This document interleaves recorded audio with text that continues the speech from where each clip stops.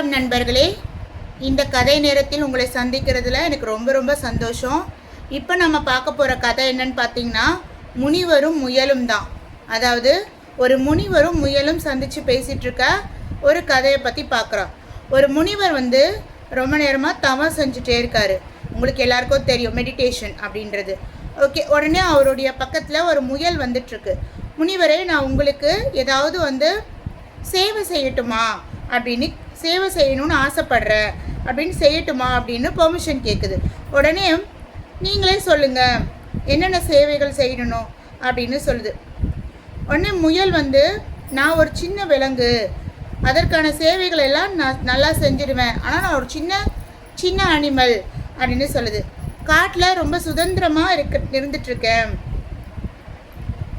ரொம்ப சின்ன அனிமல் அப்படின்ட்டு சொல்லுது. நான் ஒரு சின்ன அனிமல் தான், ஆனால் என்னால் முடிஞ்ச சேவையை உங்களுக்கு செஞ்சுருவேன். ஆனால் இந்த முனிவர் என்ன சொல்கிறாரு, நீ ரொம்ப சின்ன அனிமல், நீ ரொம்ப சுதந்திரமாக இருக்க வேண்டியவ, நீ எதுக்கு எனக்கு சேவை செய்யணும் அப்படின்னு முனிவர் சொல்கிறாரு. ஓகே, என்னோட இது எல்லாமே ரொம்ப சின்னதாக தான் இருக்குது, நீ எனக்கு சேவை செய்யணும்னு அவசியம் இல்லைன்னு முனிவர் சொல்கிறாரு. முனிவரே, தாங்கள் அப்படிலாம் சொல்லக்கூடாது, உங்களுக்கு சேவை செய்வது எனக்கு ஒரு பெரிய விஷயம் இல்லை, ஒரு புண்ணியம் தானே, எனக்கும் கிடைக்கும் அப்படின்னு இதுவும் சொல்லுது. எனக்கும் மனம் ரொம்ப வேதனை அடைந்துடும், இப்படிலாம் சொல்லாதீங்க அப்படின்னு சொல்லுது முயல். முயலே, எனக்கு பணிவிடைகள் செய்ய வேண்டும், நீ பிடிவாதமாக இருக்க அப்படின்னு புரியுது எனக்கு. உன்னோட இதையும் நான் என்ன பண்ண முடியாது, ரிஜெக்ட் பண்ண முடியாது, நிராகரிக்க முடியாது, நான் ஏற்றுக்கிறேன், இருந்தாலும் நீ ரொம்ப கஷ்டப்பட வேணாம் அப்படின்னு சொல்லுது. முனிவர் இப்படி சொன்னது முயலுக்கு கொஞ்சமாக ஏதாவது செய் அப்படின்னு சொல்லுது. முயலுக்கு கொஞ்சம் சந்தோஷமாயிடுது. ஓகே, முயல் நம்மளை பணிவிட செய்ய சொல்லிட்டாரு. உடனே அது அந்த வேகமாக அந்த இடத்த விட்டு போயிட்டு முனிவருக்கு தேவையான சாப்பாடு, அவருக்கு சுத்தமான கேரட்டு, இந்த கிழங்கு இதெல்லாம் கொண்டு வருது. முனிவர் பூஜை பண்ணுறதுக்கு பூவெலாம் எடுத்துகிட்டு வருது. ஓகேவா? அப்புறம் ஒரு நாள் முனிவர் அந்த குகையில் இருக்கார் இல்லையா, அந்த இடத்துல நல்லா தூங்கிட்டு இருக்காரு.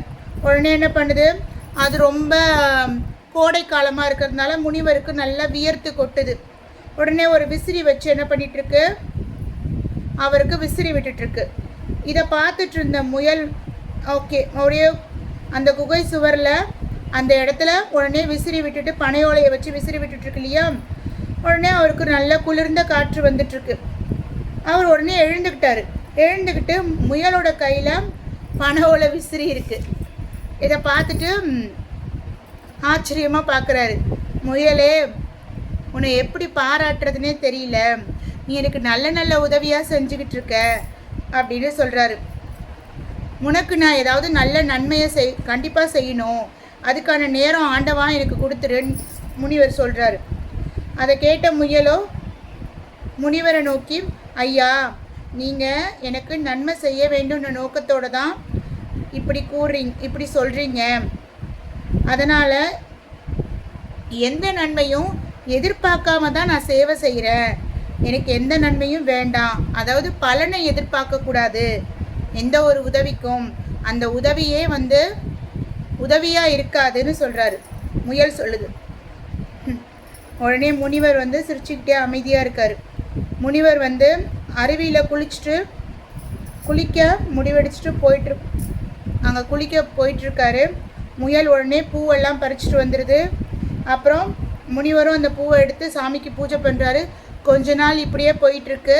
உடனே முனிவர் என்ன பண்ணுறாரு, முயல், இத்தனை நாளாக நீ எனக்கு சேவை செஞ்சிட்ருக்க, நான் உனக்கு எதுவுமே நான் உன்னை இனிமேலும் செய்ய அனுமதிக்க மாட்டேன், இப்போதும் சொல்கிறேன், நீ சுதந்திரமாக காட்டில் திரிஞ்சு சந்தோஷமாக இருக்க வேண்டிய விலங்கு, சந்தோஷமாக இரு அப்படின்னு சொல்லிட்டுருக்கு. ஒவ்வொரு நாளும் நீ எனக்கு பயபக்தியுடன் வாழறது எனக்கு பிடிக்கல முனிவரே, இப்போது நான் உங்களோட விருப்பத்தை நன்றாக உணர்ந்து கொண்டேன், இதை நான் உங்களது பேச்சிலேயே கேட்டுக்கொண்டேன், இத்தனை நாட்கள் நான் உங்களுக்கு சேவை செய்ததை நினைத்து மிகவும் மகிழ்ச்சி அடைகிறேன் அப்படின்னு சொல்லிடுச்சு முயல்.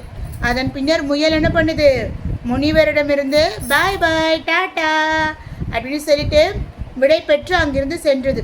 இதிலிருந்து என்ன கருத்து தெரிஞ்சுக்கிறோம், அடுத்தவரோட சுதந்திரத்தை நாம் என்ன பண்ணக்கூடாது, எப்போவுமே பறிக்கக்கூடாது.